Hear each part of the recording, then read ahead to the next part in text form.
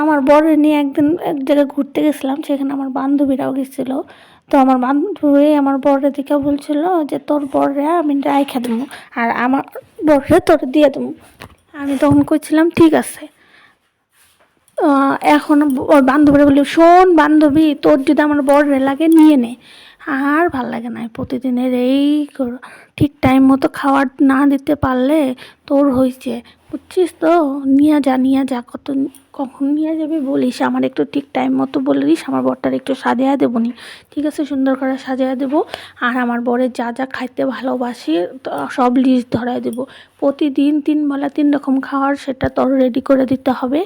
আজকে তার এইটা খাইতে মন চাইছে, আজকে তার ওইটা খাইতে মন চাইছে। একবার বাচ্চাটা হয়েছে একবারে তার বাপের মতো। আরে বাচ্চাটারও তোর ফ্রি দিয়ে দেবো নি, যা তুই নিয়ে যাস, কোন দিন নিবি খালি আমার জানাইস, তাহলে আমি তোরে দিয়ে দেবো নি আমার বরটারে বাচ্চা সহ।